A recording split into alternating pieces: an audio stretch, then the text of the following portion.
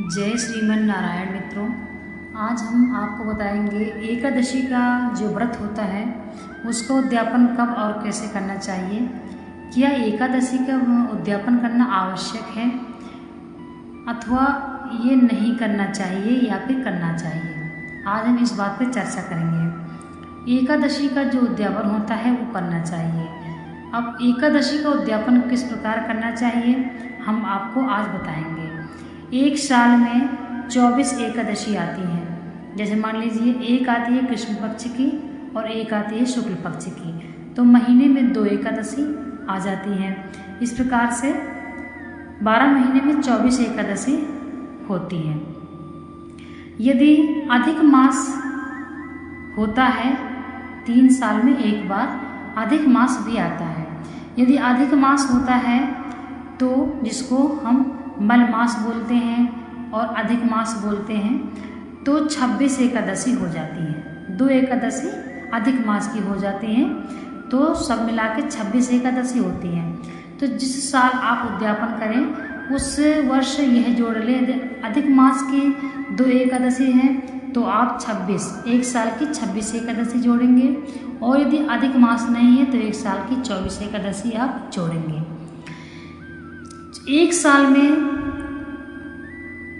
उद्यापन करना चाहिए। 24 एकादशी का जब व्रत आपका हो जाता है तब आपको उद्यापन करना चाहिए। इसमें करना क्या है कि 24 ब्राह्मणों को अलग अलग दान दिया जाता है। आप जब भी इसका उद्यापन करते हैं, जैसे गीता की पुस्तक है, पात्र है, पात्र दान, वस्त्र दान, इसमें बहुत कुछ दान दिया जाता है। जो भी आपसे सामर्थ्य हो वो आप कर सकते हैं। वस्त्र का दान, पात्र का दान, तुलसी की माला इत्यादि, गीता की पुस्तक, जो भी आप देना चाहें, तो इस तरह से 24 वस्तुएं होने चाहिए। अब आप जैसे कि इसमें जो है श्रृंगार का भी वस्तु दे सकते हैं। ब्राह्मण और ब्राह्मणी, यानी कि ब्राह्मण भगवान विष्णु का रूप माने गए हैं और ब्राह्मणी जो है लक्ष्मी जी की, तो आप दोनों को दे। तो श्रृंगार का सामान इत्यादि एक ब्राह्मण के दान में आपको 24 वस्तुएं मिला करके देनी है। अब 24 वस्तुएं कैसे मिला करके देनी है, मान लीजिए आप जैसे ब्राह्मण को वस्त्र दे रहे हैं तो आप उनकी पत्नी को भी दीजिए। इस तरह से दोनों को देना है। तो इस तरीके से भी आप 24 वस्तुएं पूरी कर सकते हैं। कुछ खाने पीने का सामान हो गया, कुछ धारण करने की वस्तु हो गई, कुछ उपयोग करने की वस्तुएं हो गई। इस तरीके से आपको वस्तुएं दान करना है। 24 ब्राह्मणों को देना है। अब जब अभी आप उद्यापन कराते हैं तो आपको क्या करना है, 24 तरह की पोटली अलग अलग बना के पहले से रख लेना है, ताकि आपको दान देने में दिक्कत ना पड़े। जब आप उद्यापन कराते हैं, पूजा करवाते हैं, तो उस समय वह दान आप वहीं पर रख लें, पूजा के स्थान पर वहाँ पर रख लें। 24 पोटलियों में 24 तरह का अलग अलग जो भी है दान का सामान वो रख लेना चाहिए और पूजन करना चाहिए। जब आप उद्यापन करेंगे तो अच्छे से पंचांग पूजा करनी चाहिए, कथा होनी चाहिए। और एकादशी के दिन हवन आप घी और चीनी का कर सकते हैं, परंतु एकादशी के दिन सामग्री का हवन नहीं किया जाता है, क्योंकि उसमें चावल भी मिक्स होते हैं, जौ भी होते हैं, अन्न भी होते हैं। इसलिए एकादशी का जब भी आप उद्यापन कराएंगे तो उसकी आप जो समाप्ति है पूजा की वह द्वादशी को होगी प्रातः। इस प्रकार से आपको एकादशी का उद्यापन कराना है। द्वादशी को जिस प्रकार से आप एकादशी का पूजन कराएंगे, मान लीजिए आप शाम टाइम कराते हैं तो ये 4 बजे से कराते हैं, तब भी आप पूजा इत्यादि करा के कथा करिए विधि विधान से, और ब्राह्मणों को फल इत्यादि ही खवाइए, अन्न द्वादशी को ही खिलाइए। द्वादशी को आप प्रातः समय, जिस एकादशी का जो भी समय हो पारण का, उस समय आपको ये ध्यान देना है कि आपकी पूजा संपन्न हो जाए। तो द्वादशी को आप जितना भी आप हवन करना चाहते हैं आप पंडित जी से करवा सकते हैं, और जो जो वस्तुएं हैं वो ब्राह्मण को दान में दें। जो जो आपने रखा है ब्राह्मणों के लिए वो दें। और एकादशी का उद्यापन जिस दिन आप करेंगे उसी रात, यानी कि एकादशी की रात को आपको जागरण करना आवश्यक है। आप पूजा करवा के और सभी इकट्ठा होकर, भाई बंधु इकट्ठा होकर रात में कीर्तन जागरण करें जिस स्थान पर पूजा हुई हो, और प्रातः समय के अनुसार जिस समय पे द्वादशी को एकादशी का पारण दिया हो उस दिन उस समय, मान लीजिए अगर 8 बजे का द्वादशी का पारण है एकादशी का, तो आपको इतने हिसाब से प्रातः स्नान करके और हवन जो भी पूजा है वो करा के और 8 बजे आपको ब्राह्मणों को उतने ही समय आपको भोजन कराना है और स्वयं भी पारण करना है। तो आप पारायण का समय भी ध्यान रखिए और ब्राह्मणों का जो देने का सामान है उसमें आप सब कुछ ऐसे भी जोड़ सकते हैं। एक शीशा हो गया, एक कंघी हो गई, इत्र हो गया और जो भी ब्राह्मण के तिलक का सामान हो गया, इस तरीके से आप कुछ भी ब्राह्मण के उपयोग की वस्तु रख करके आप एक पोटली बनाइए। 1 साल की एकादशी का उद्यापन आप कर दीजिए। 1 साल में आपको 24 ब्राह्मणों को आप यानी कि आप 24 ब्राह्मणों के कर्जदार हो जाते हैं।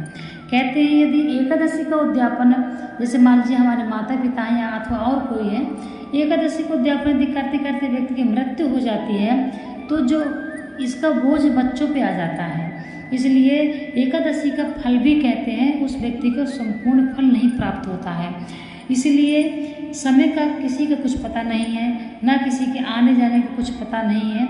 इसलिए आप एकादशी का जब व्रत करते हैं तो अगले दिन द्वादशी के दिन आपको एक छोटा सा उपाय अवश्य कर लेना चाहिए कि द्वादशी को आप नहा धो के जब आप पूजा पाठ कर लेते हैं तत्पश्चात आप ब्राह्मण को दान दें। ब्राह्मण को दान दे के उसके पश्चात आप पारायण करें। तो हर एकादशी में आपको द्वादशी के दिन दान निकालना है, इतना आप करना ना भूलिए। जो भी एकादशी का व्रत रखते हैं उनको यह अवश्य पता होना चाहिए, क्योंकि यदि व्यक्ति की एकादशी करते करते ही मृत्यु हो जाती है तब उतना बोझ बच्चों पे नहीं आता है।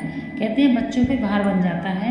यदि किसी व्यक्ति की मृत्यु हो गई और वह उद्यापन वगैरह कुछ भी नहीं करा पाया, पूजा ना ही ब्राह्मणों को दान दिया है, तो फिर उनके जो बच्चे होते हैं उनको कुछ एकादशियों का व्रत करके फिर एकादशी का उनके नाम का उद्यापन करवा के उतना ही दान देना पड़ता है, तब जाके उनको एकादशी का फल प्राप्त होता है। और बच्चे यदि नहीं करते हैं तो बच्चों पे भार पड़ता है, बोझ होता है, बताया गया है। तो जो भी व्यक्ति एकादशी का व्रत करते हैं वह अपना स्वयं से ध्यान रखें। आप कब से एकादशी का व्रत प्रारंभ कर रहे हैं वह आप तिथि नोट करके रख लें और 1 साल जब आपकी हो जाए तब आप अपने साधारण रूप से जैसे भी, वैसे पुस्तक में तो जो लिखा है वो कुछ ज़्यादा ही लिखा है, आप अगर उतना करने के सामर्थ्य है तो कर सकते हैं। यदि आप में उतना सामर्थ्य नहीं है तो भावना से भगवान की पूजा होती है, भाव से भगवान खुश होते हैं, धन दौलत इत्यादि से भगवान खुश नहीं होते हैं। तो आप जैसे भी आपसे हो सके आप वैसे करिए। ध्यान रखिए एकादशी का व्रत करने वाले को नियमों का भी पालन करना बहुत ही अनिवार्य है। नियम का पालन आप छोटा सा नियम जरूर कर सकते हैं कि दशमी के 1 दिन पहले से आपको चावल का त्याग कर देना है। नॉन वेज जो मांसाहारी हैं, जो मांस वगैरह खाते हैं, नॉन वेज जो खाते हैं उनको नॉन वेज बिल्कुल भी नहीं खाना चाहिए। 1-2 दिन पहले से बिल्कुल आप त्याग कर दें। लहसुन प्याज भी आपको दशमी के 1 दिन पहले से नहीं खाना है। इन चीज़ों का, तामसिक चीज़ों का आपको त्याग करना चाहिए। इस प्रकार से आप एकादशी का ध्यान रखें। एकादशी सभी व्रतों का राजा है। हमारे ऋषि मुनि भगवान भी एकादशी का व्रत करते हैं। एकादशी व्रत अनंत योनियों तक साथ रहती है। एकादशी का जो व्रत है वो अनंत योनियों तक आपके साथ ही जाएगा। इसलिए एकादशी एक तप के समान है। एकादशी सभी को करना चाहिए। आप भी करें और दूसरों को भी एकादशी का व्रत करने के लिए उत्साहित करें। इस प्रकार से एकादशी का व्रत करना चाहिए।